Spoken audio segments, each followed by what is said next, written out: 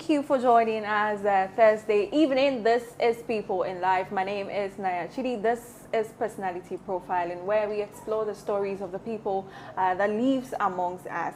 So you can also pick one or two things to guide yourself. Today we are in the office of Mr. Michael Anand. He is a financial analyst. He's a politician, and of course, a sports enthusiast. He loves sports so much. So we'll be delving into his early life, his business, and achievements, and where he is so far. So stick and stay. Make sure you grab your pen if you can, or maybe just open your memo on your phone and put on something so you can ride or guide you in life. Welcome to the show. We are happy to have you here, Mr. Thank you.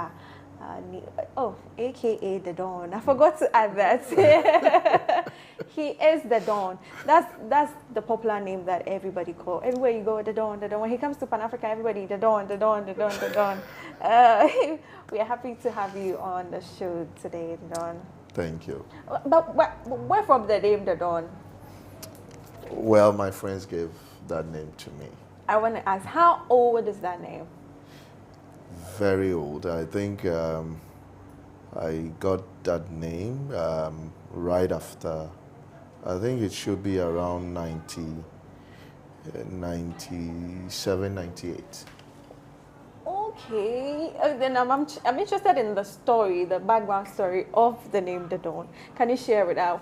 What brought the name the Dawn up? How did that name come up? Well, back in the days, I think, I mean, I don't know, probably you may have watched the Godfather movie by Mario Puzo. Okay. And it was my yearly ritual that every first January I watch the entire movie. So you still do it? So I still do it. Wow. And I do so because of the lessons in there. There are very positive lessons in there, and so I do watch. So all my friends came to the known that this is what I normally do, and some will join me in watching and analyzing and talking about it and all that. But then I had a different guy name in school.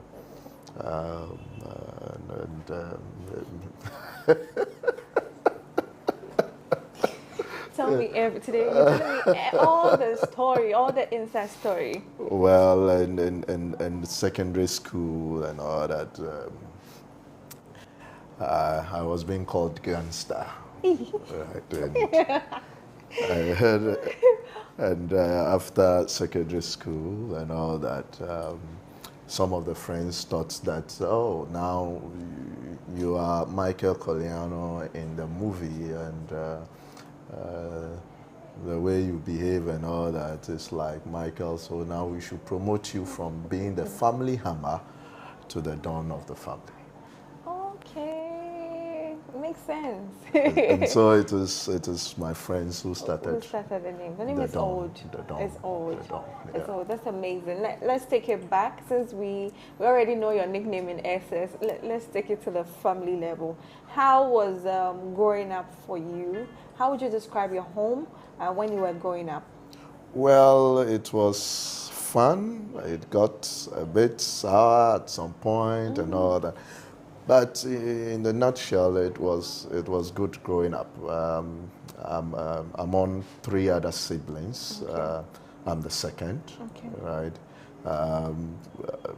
In Accra, both sides, maternal and paternal, were all very known in terms of business and all that within the areas. We grew up in the 80s in Ayalolo and all that. So yeah, it was fun.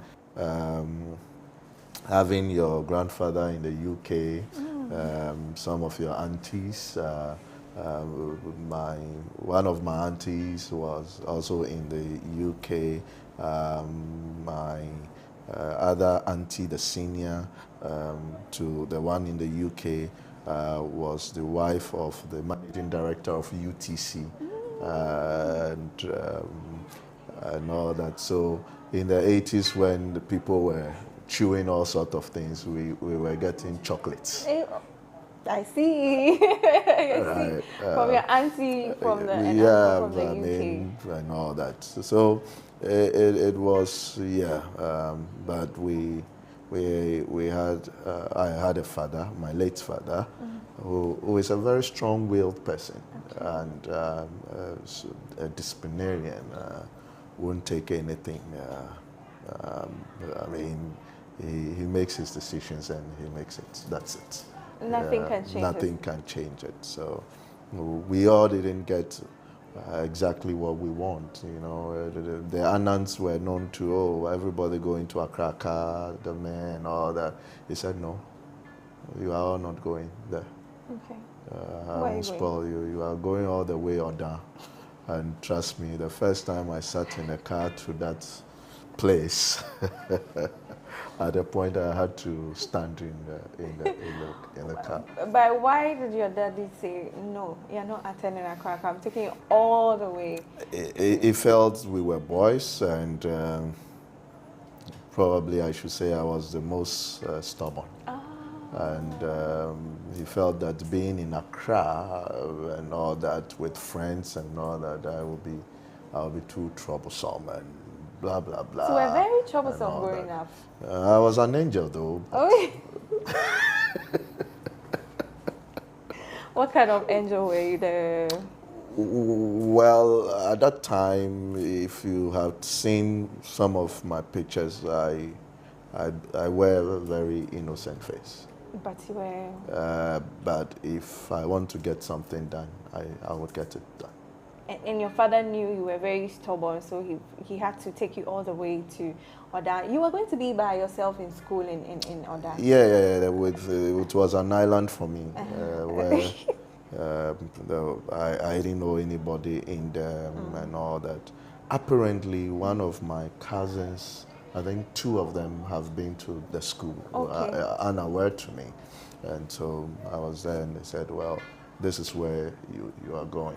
But I thank God that he took that decision with hindsight, yes. So let's talk about life in the senior high school. So when you went to the senior high school, how was it like? Now you are not, your father is not there, you're on your own, but you have teachers and people guiding you there. But then again, most of the time you are by yourself in school.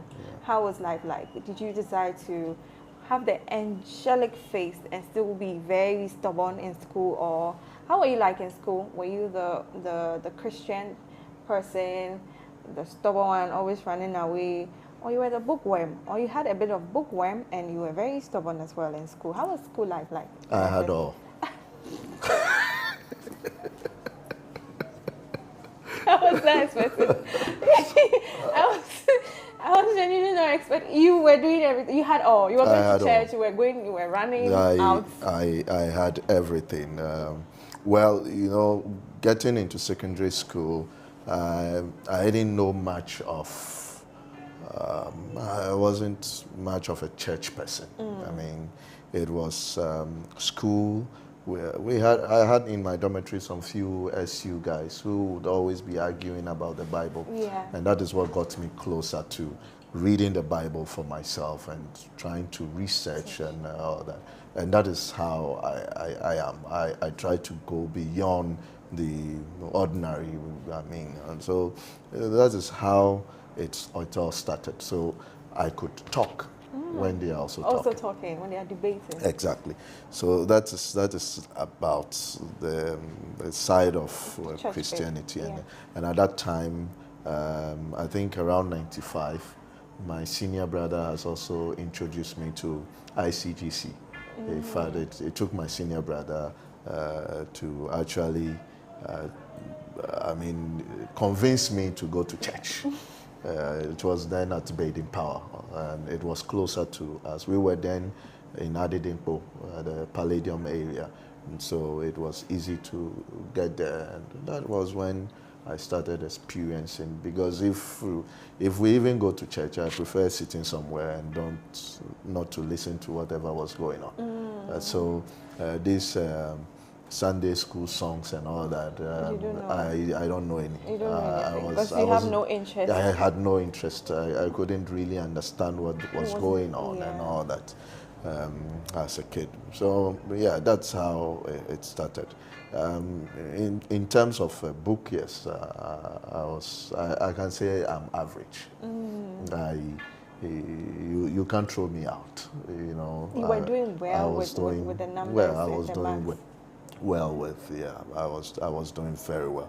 In fact, I was jumped a lot of classes. Oh, okay. So I never sat in class with my age mates. Wow. Yeah. Were you very popular in senior high school? Were you popular, or you were one of those? Well, as entertainment prefect, you will be popular. Okay, I understand. Entertainment prefect, I perfectly understand. Yeah. You were very. Were you a dancer or a singer? You know, when you're a prefect, you have to have some talent, like something in there. I was both. You were everything. I could sing well. If I have not been an accountant, probably I'll be a musician. Oh, Yeah. so you singing and dancing on stage made you very popular. Yeah. In fact, from Form 1, it was being touted already that when we get to... As soon as you entered the school, you didn't want to go. You were, or your name was already out there. I was causing few troubles. Wow. And is that how the gangster name came about? The gangster name, I think, came later. Yeah, it came later. What did they see that they decided to nickname you Gangster?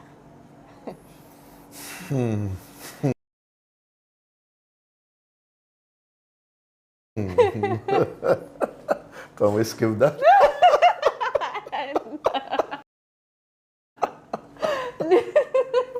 No, I mean, what was it? What earned you that name, the Gangster? It's a very strong name. Yeah, I mean, those were the days, you know, those Biggie and Tupac issues were were up, and we have the Dankwa House, and most of them were representing the East Coast, and you know, they were doing things like, you know, the Biggies and all that, and from Ahinkra to Atefa and all that, we were more like the West Coast. We were the hardcore, and I was not known in any of that, but in fact I was basically the leader of everything that was going on. But I wasn't known in that.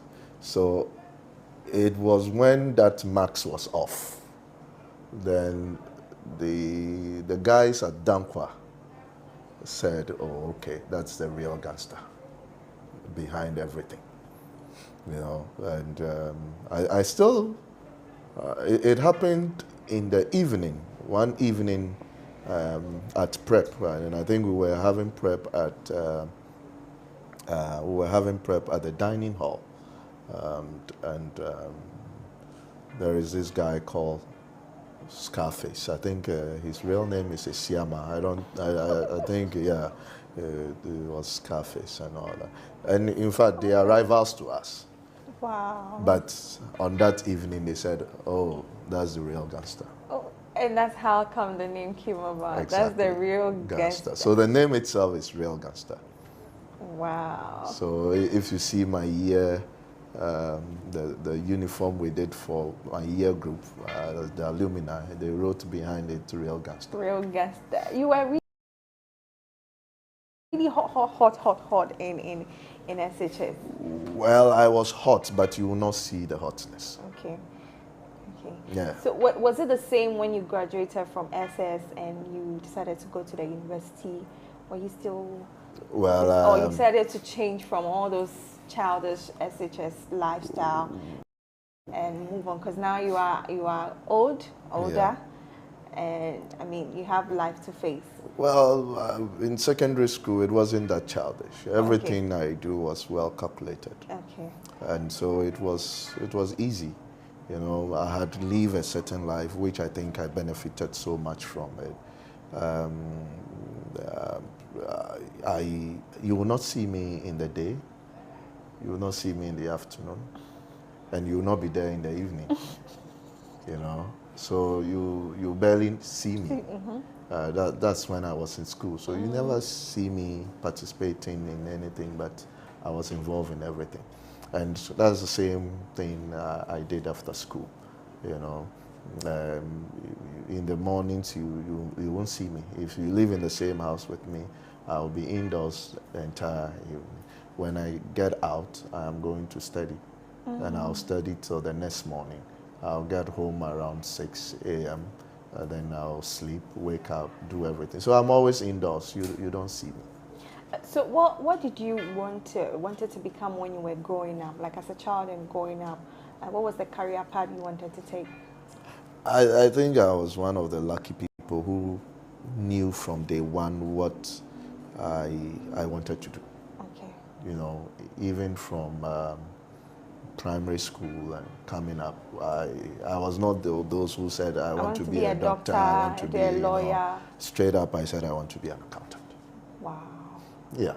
And when you told your parent that you wanted to be an accountant, how was their reaction? Well, it was more acceptable. Okay. Because there's a history in the family that you would have to toe a certain line.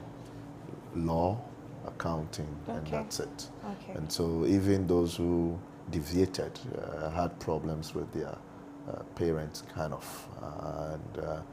And my dad was one of those who deviated into engineering and all that. Okay. And he also had some few issues with his parents because of that deviation. Yeah, but I did not have that. What was your reason of you becoming an accountant? Like from since primary stage, you knew what you wanted. You knew that you wanted to become an accountant. What influenced that decision for you? Well, I think that it was a library in the house that influenced that. Okay. My dad was working with Ghana Publishing, and then he will always come home with books. So I got opportunity to read all manner of books when I was very young. And one of the books I was reading constantly were the accounting books. Okay. And so I took a lot of interest in that, yeah. And so luckily for me, my senior brother also took to accounting. Okay. So then he was in IPS then, now UPSA, doing ACCA. And so all his books, I was consuming them. Okay. So now I see what contributed to you wanting to take the path, path. And so how did you work on that to achieve the path that you knew you wanted to take on? Well, I didn't waste time. Okay. Straight from secondary school, 98, I started my ACCA program. So I did not waste time going to the university or anything. Straight away, I knew what I wanted. By 2022, I was done. Wow. Yeah. 2025, I was working with Panelke Foster, now PKF Ghana. Okay. Yeah. So that's how it happened. So you didn't waste time. You knew what you wanted. Yeah, So I knew exactly what I wanted. Went for it. Let's talk about work experiences. Take us through your work experiences so far so good from the beginning, and how was it like? Some of the challenges you faced growing up. I know definitely there are a few mistakes that you make, and there are lessons you learn from these work experiences along the line. So take us through your work experience journey as you were growing up. Well, I mean, at a very tender age, I had got employment with PKF. I think around 2005, early 2005. I was with Panelke Foster. Okay. And I'm such a character that I go for what I want, Okay. and you can't stop me. Oh, wow. Yeah, when I decided this is what I want to do, I will do it. And well, I will not really pay attention to your feelings. When it is done, I may say sorry. So, so that is what shaped me and into PKF. In fact, the first day we got to PKF, I looked around. We were, I think, about a couple. I think maybe a little above 10 personnel who were employed at the same time. Okay. I think I wrote to all the 4 big firms. I wrote to KPMG, I wrote to Deloitte, I wrote to PKF, and then, okay, so it was Deloitte and PKF that actually employed me. I finished the interview in Deloitte, then I said, wait for the boss to come, you know. The man came and said, looked at me and said, do you know the position you're coming for? And I said, yes, I have been told. So you are too young for that position. So that's... What position was it? Wow. And how young were you to be denied that position? I think I was in my maybe early or mid-20s. Okay. Yeah. So he felt that I'm too young for the position. He could have just let you go ahead and I tried to convince them. He said no. Yeah, he said no. He needs somebody who is grown, you know. And I had a baby face, Okay. you know, with no beard and nothing. And so... You look like a baby to him. Yeah, I looked like a baby. In fact, I suffered a lot with that. When I even bought my first car, I'll be driving and the police will stop me. Bring your license. How old are you? You know, that kind of a thing. So, yeah. I have suffered to get this small beard and all We that. thank God for the beard. Exactly. Hallelujah.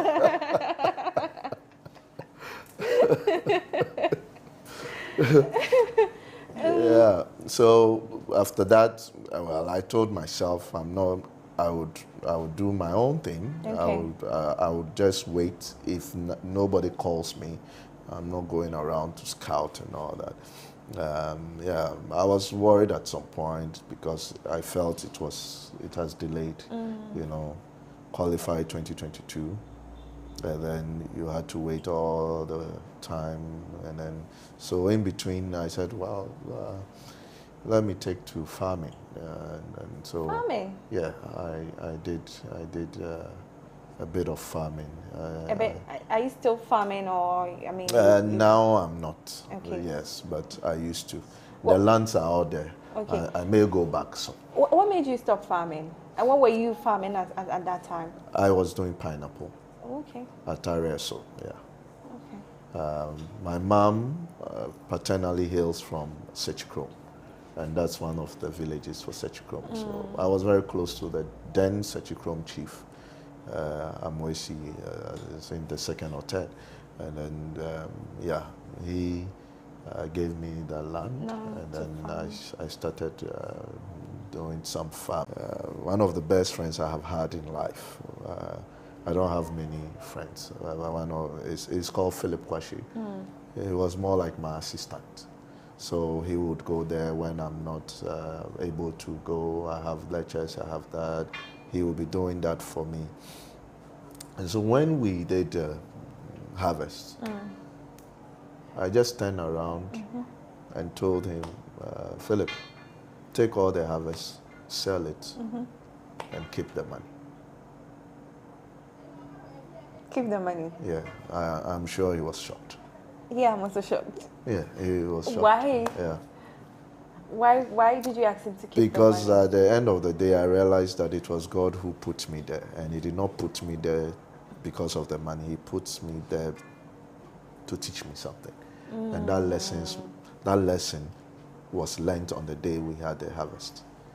And therefore, I just thought of it. Can you share the lessons that were learned on the day of the harvest with us? Well, It was a huge farm.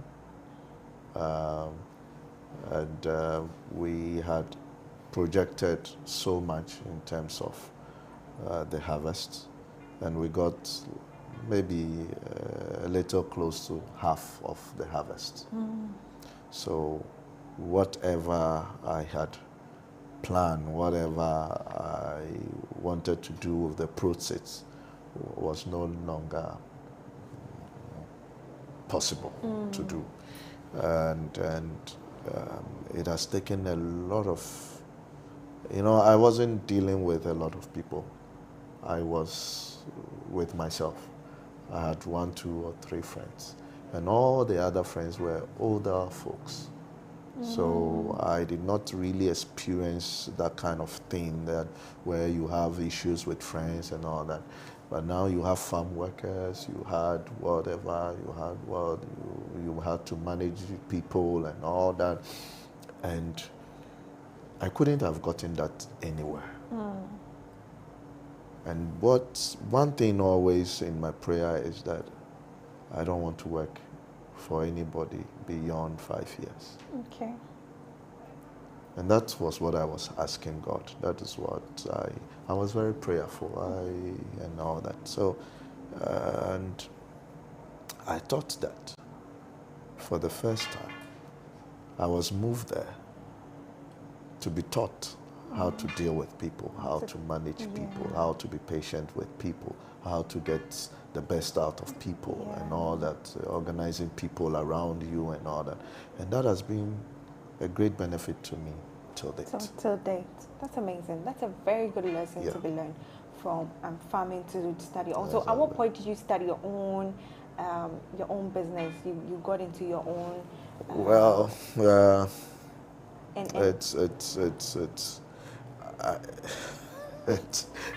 It's a long story, but I would, the first time we sat as friends and colleagues in the office, I told my friends that I will not work more than 5 years.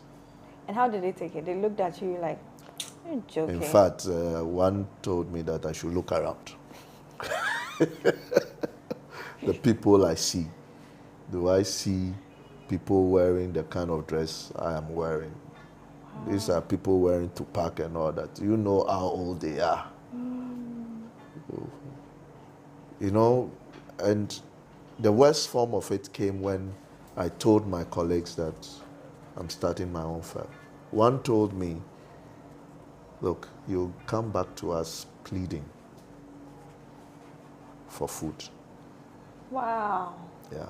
They didn't encourage you. They didn't. Oh, I didn't. Yes, no, I didn't have much of encouragement. So rather discouraging. Yeah, in PKF, and thanks to my managing partner, Mr. Frederick Brustego, and then my senior partner who was ES Tetefio, Eric Soatei Tetefio.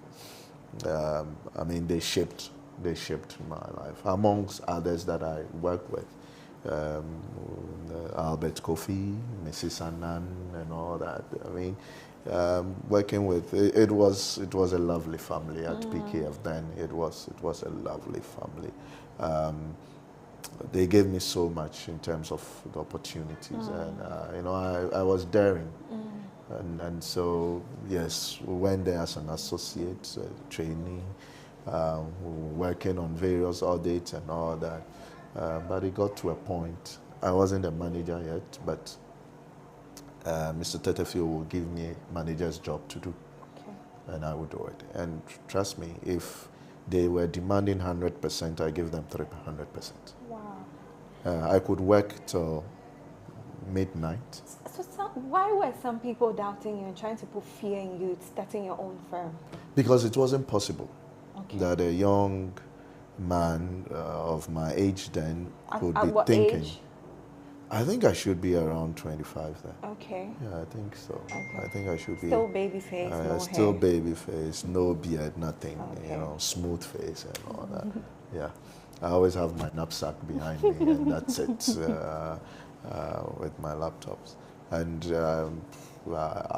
in those periods when I wasn't working, I decided let me teach myself something. Let me self-learn. So I became like an IT expert. I knew everything. I could work with Linux. I could do a lot of things. Wow. I got into everything. I could do coding. I could hack. I could do everything. Hack, coding, Yeah, everything. I could do everything. Wow. Yeah. You know, there was a course called White Hackers and all that. I got involved in all those things because, well, I had free time and all that. And I thought of myself that, like, learn something new, but let me do it myself.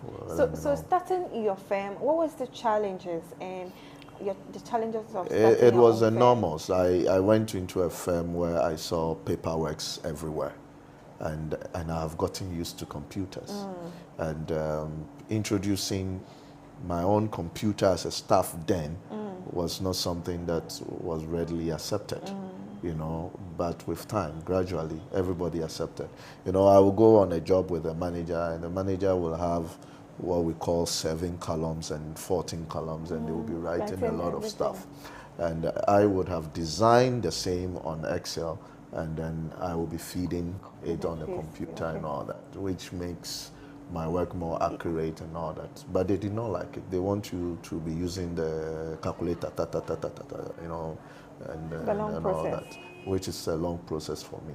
It wasn't accepted at the beginning, but at a point, they all realized that this is the way to go, you know.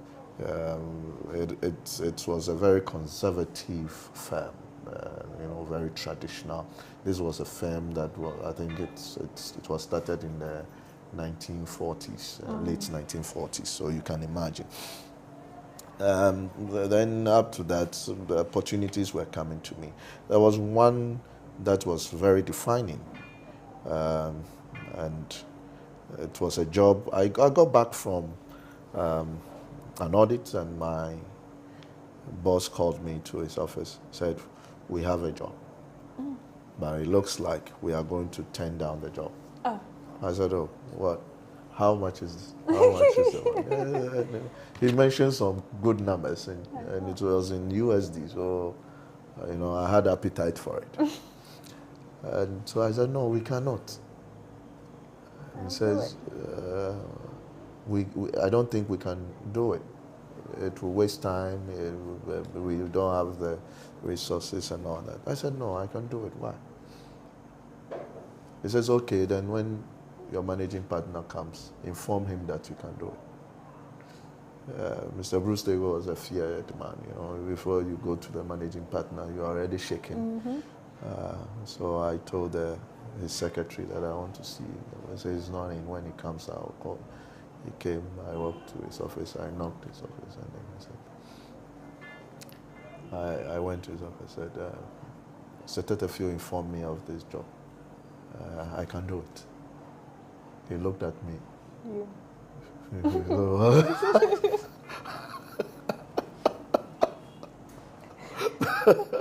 What were his words? What did he say? "I don't want troubles." That was the first thing that came. I don't want troubles. I don't want issues. Because if it goes wrong, that's a big trouble. Do you know if this thing goes wrong, it puts us in a bad shape and all that? This has to be vetted. What you're going to do will be vetted by SEC and all that. Are you aware of that? I said, "I'm aware of the risk, but we can do it." Wow. I think he pounded out over it, and he thought, "Okay, let's give a shot." So we accepted the offer made to us. And then we went on. So at the first meeting we had with the lead brokers, were bank, and then the managing directors of SIC and all that were all in that meeting. He thought, I think he thought I was still a small boy. So. Because there's no beard. Yeah, let me put people around him to support him. So it was a team we went with. After what transpired in that meeting, when we got out, he told the senior partner, take everybody off the job and put Michael on the job. Wow. Yeah. It's amazing. He tell you that we don't want any problem. Exactly. To put Michael on the job. Put Michael on the job. So I was a sole person on the job. I think at the point I got a gentleman from a German guy who was doing some program with PKF, had to come and kind of understudy or work with me more like, and it took some quite a time, maybe around 6 months to get that job done. Wow. Yeah. And the dollars came in. Did you receive a bigger part of the payment? I was supposed to receive bigger than what I got. Oh. My boss said I'm a young man to have that money. What is with this young? So he gave me some. He gave you small. At least he has something small. Let's get into politics. Yeah. Did you ever imagine yourself being in politics? Yes, in secondary school I was in politics.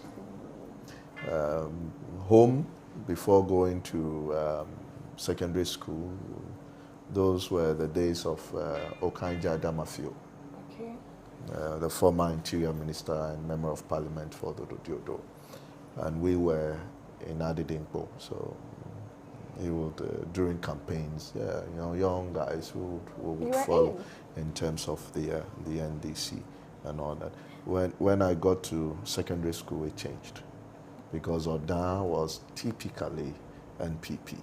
Okay. And then we had a teacher called Mr. Profi, who managed to change all of us. Your mind to join the NPP. To join the NPP. So you joined the NPP. I mean, you had interest at a point. Yeah. So what made you change to the NDC now? It's a whole story before then. After school and all that, and because of the nature of my work, you can't really do politics. So it was when I set up my own firm. There was a day a beautiful woman came into the office, and that beautiful woman wanted some assistance. And then my boss told him, no, we can't do it for you, but look, there is a gentleman here who can work with you and get what you want for you. And that beautiful woman was Mrs. Gladys Asma. Wow. Yeah, and so I got her what she wants, and she was so pleased with me, and I saw her as a mother. So I told her, look, I'm not going to take a penny from you. I don't want. Because I saw her as a mother. She was very humble and all that, and so yeah. And he had his personal assistants come to me most of the time. So one day in my office, he came and said, Madam said, we think you should. Join the... Not join. Okay. Go and stand for this position.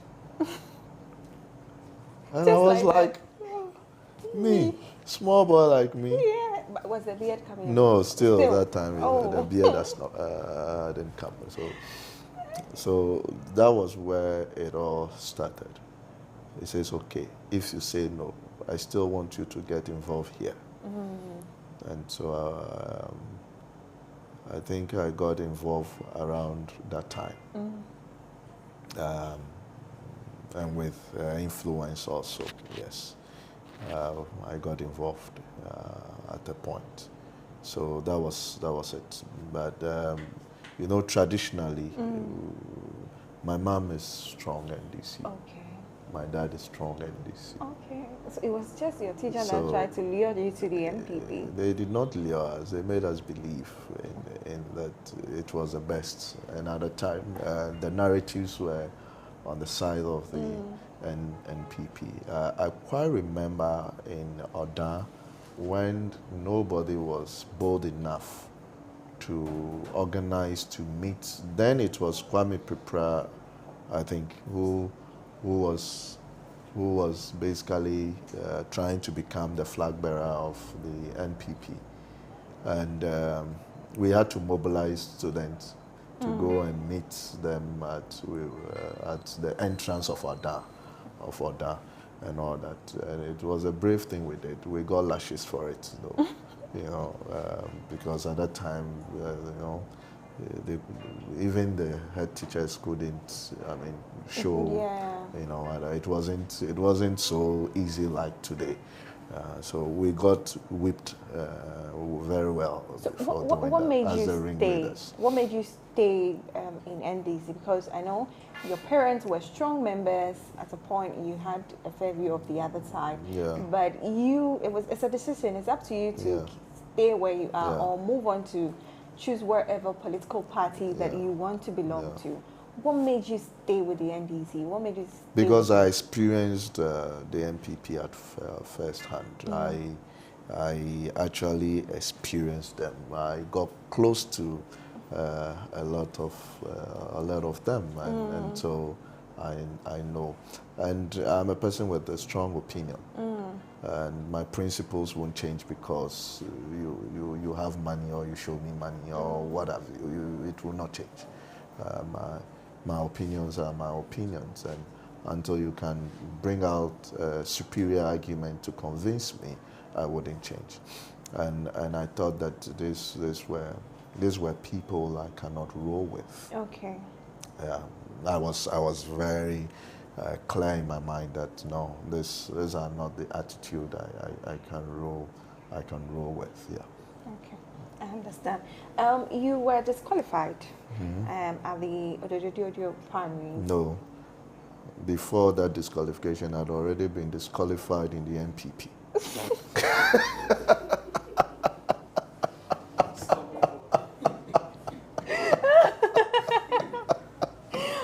What caused the disqualification? Let's talk about the NPP. What caused the NPP disqualification? What caused the NTC disqualification too? Well,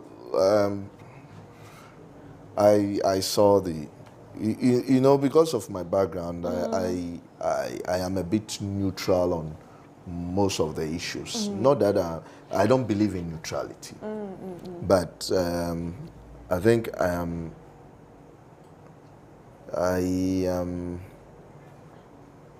I do not see people and judge people by the color they wear. Because these are people I had knew them way back. And when we were playing football, hockey, and what have you together, long tennis and what have you, we were just friends. We were just happy kids going about our day-to-day activities. And then all of a sudden, I'm supposed to judge people based on their color. So whilst I was in MPP, I had very close association with the NDC as well. Okay. People in there and all that. So I wasn't any indifferent, in fact, I don't see how I should take people based on colors. But you would have people say that you must belong to here, and you see, you shouldn't let this person come close to you and all that. That was one of my challenges with the NPP. And I thought that, okay, if you go this way, you are never going to win an election. Yeah. Yeah.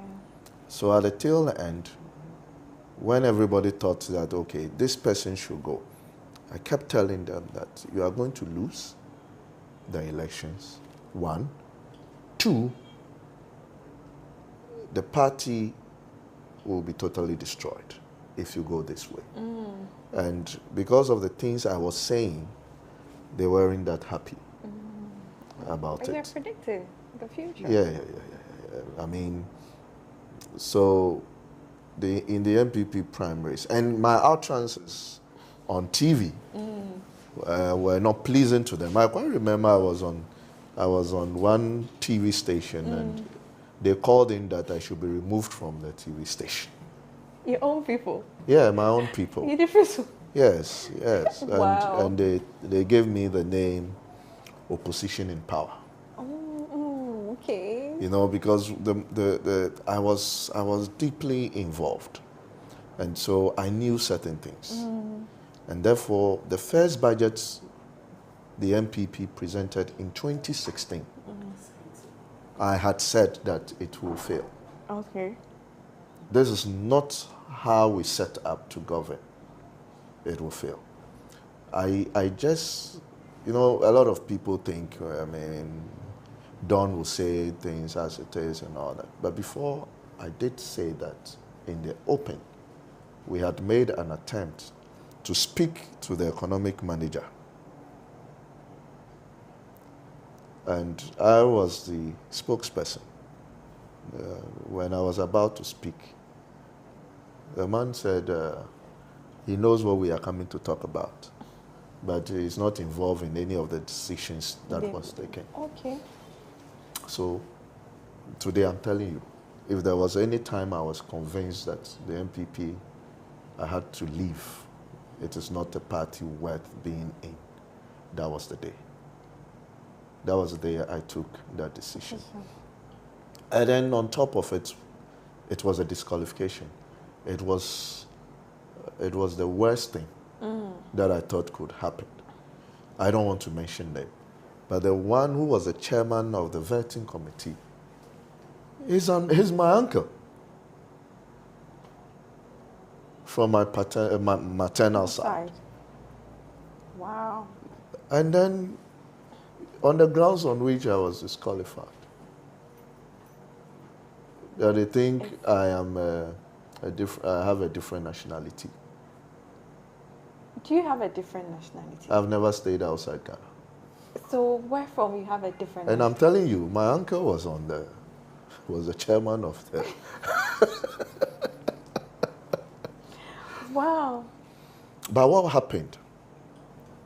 The regional secretary asked a question and said, not asked, made an appeal that would you stop talking against policies of the government, because I think Article 5 of the Constitution of the MPP, you do not have to say things that, you know. So they felt like you were in it, but talking against them. Yes, so yes. They were not going to give you a chance to do.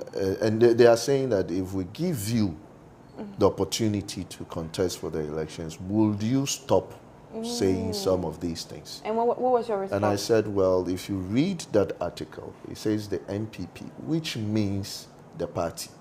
I have not spoken against the party. I have spoken against policies and programs of the government. And we have done our best to say it internally. And we weren't listened to. Yeah, so we have to.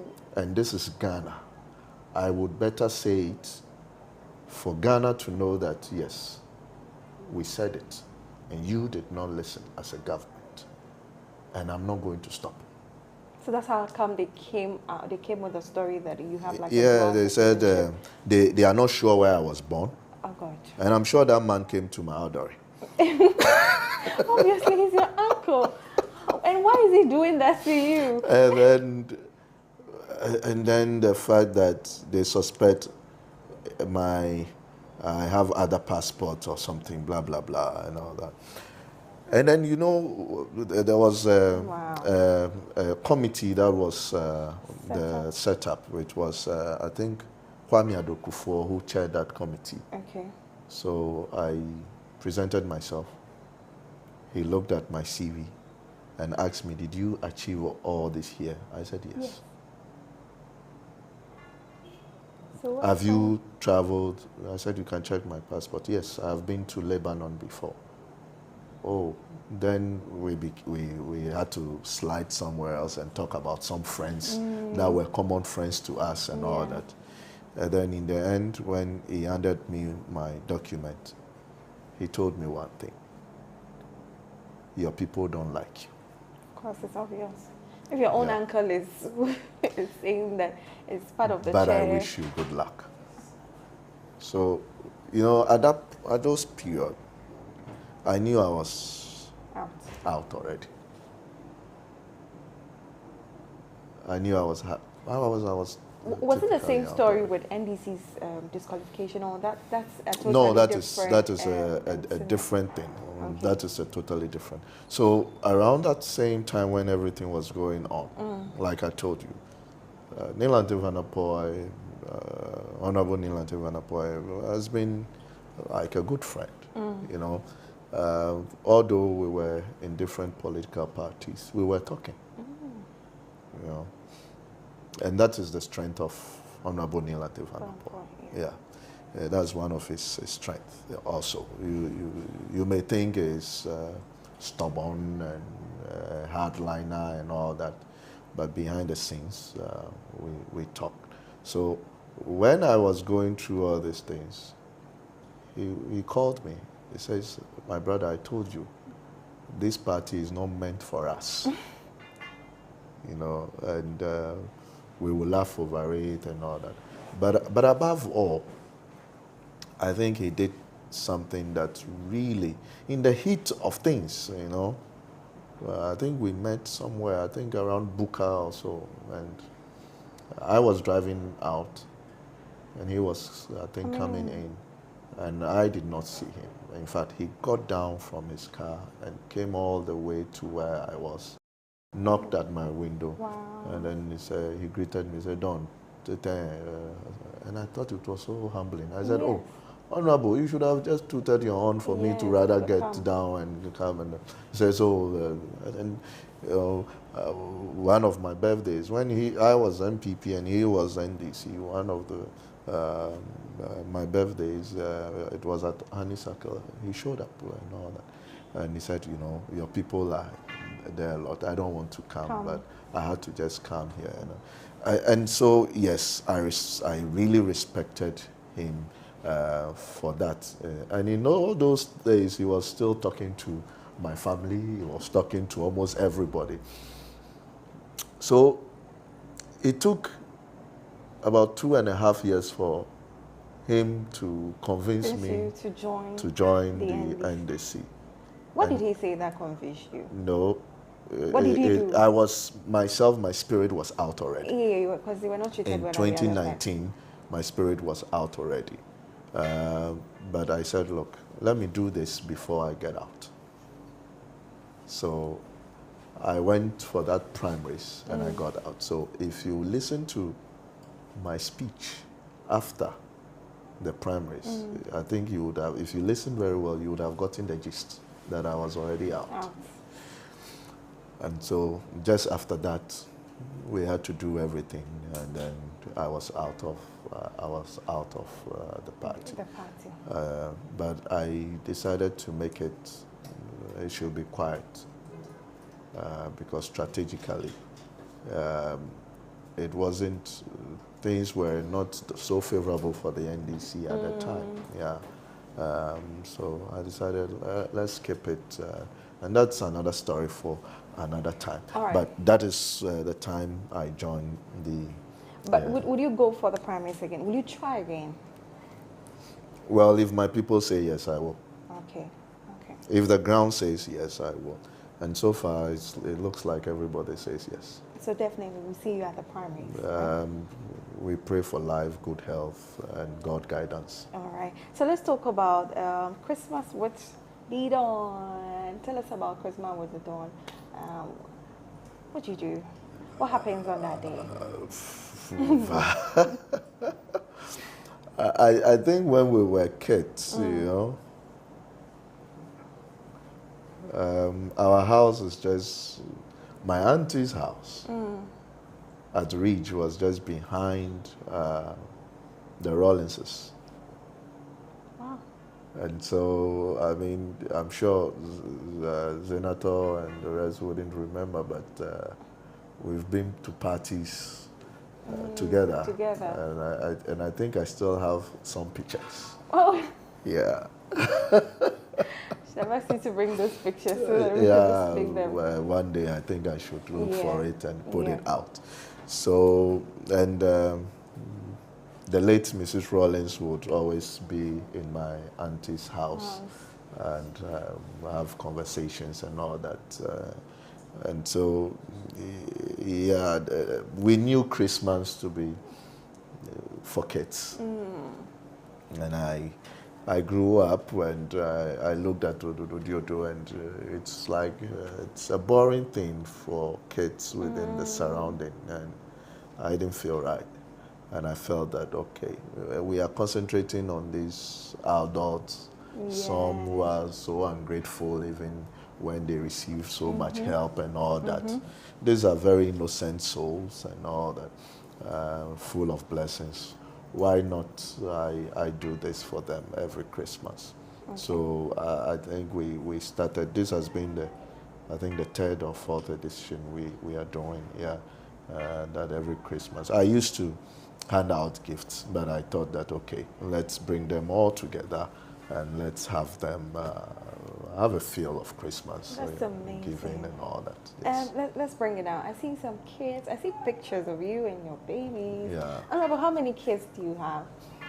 How many babies? I have 2 beautiful girls and 1 stubborn boy. Oh, why is the boy stubborn and the girls are beautiful? But you should know apple don't fall far from the tree. You remember those days? In your daddy's house? Yeah. So, I mean, sometimes I feel is more like my dad rather. Yeah, I mean, he would say his piece. He would, as young as he is, when you have a conversation with him, you realize that he's not a kid. You know, he's very athletic, and I think it's my dad was an hockey player. Okay. He was I think 200-meter runner for their school. I think at the point he was holding the record or so. And I was told that story that he had a crush on a lady. The lady was called Dede, so when he's running and the name is being shouted, given out, he will win the race. Yeah. They motivate him to move faster. Wow, that's amazing. Yeah, so we were all at, like in secondary school, I was the long tennis for the district at Chimkotoku, hockey captain for the school as well, and I was doing multiple. How about your wife? What's her name? She's called Miriam Pearlade. And she has become Miriam Pearlanan. Oh, nice. How would you describe her in one word before we move to the other things that you do? She's a girl.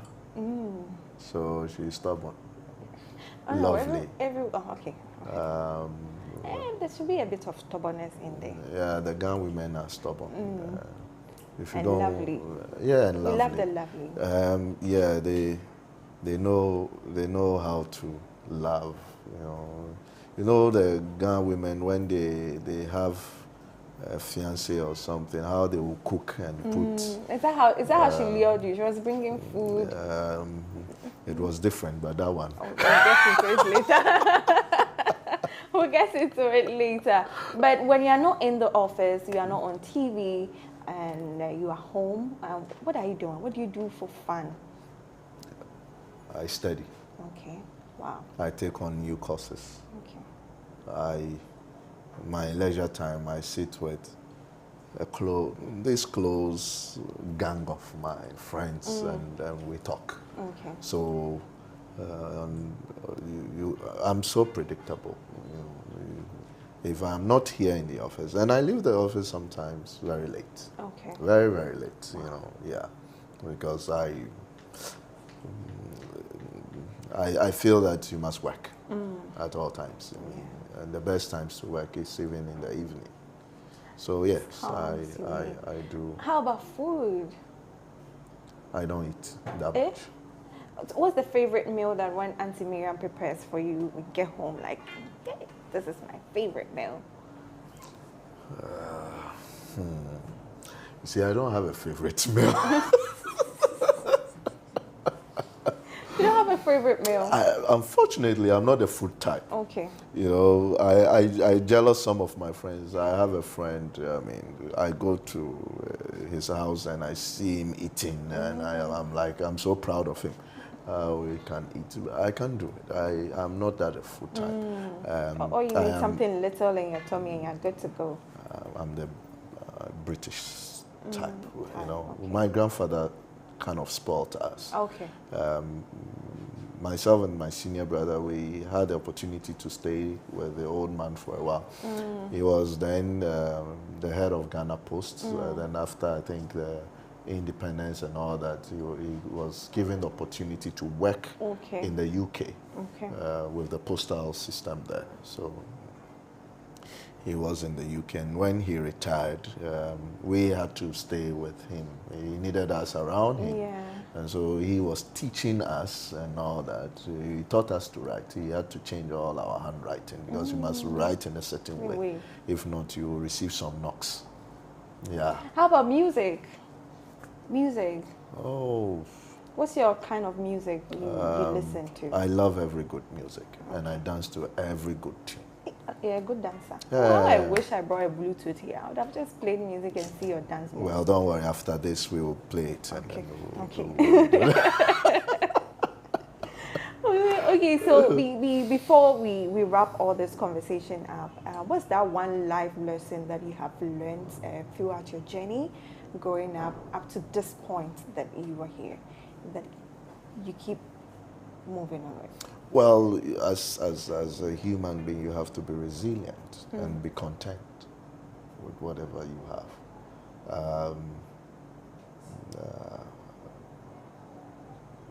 Warren Buffett said that you have to be greedy when no one is greedy,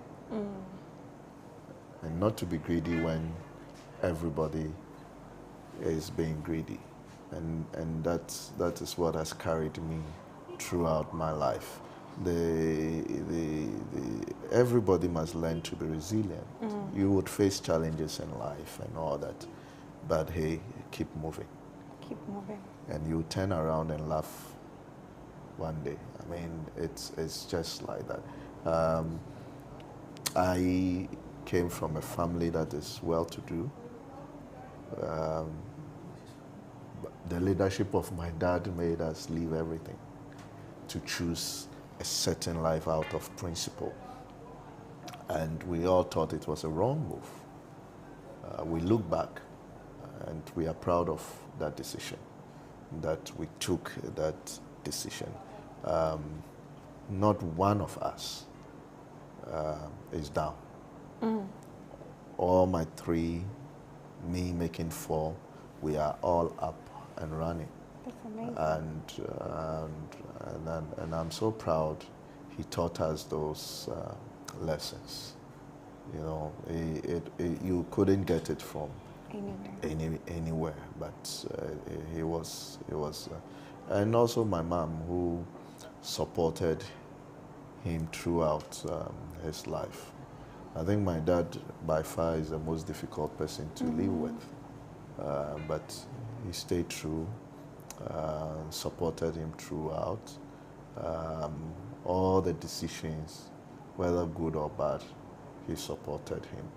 And in the end, we look back and we are grateful that, I mean, he took the decisions, because I think if not for those decisions, we wouldn't be here. We wouldn't be ourselves. This was a family that is that wants everybody to depend on the family rather than on themselves. He made us and built us to depend on our own selves, and I'm ever grateful. We are grateful to you, Dad. Thank you so much for sharing your story and your journey with us as well. We really do appreciate it. Sure. Okay, so viewers, we just had a very, very, very interesting conversation with the Don. The Don, we came to his office. He invited us to his office, shared his story with us. I hope you've picked one or two things, because what I have picked is be resilient, and life challenges may come, but keep moving forward and it will definitely turn around for you. My name is Nayaa Tsidi. I'll see you all next week, Thursday. Have a lovely evening.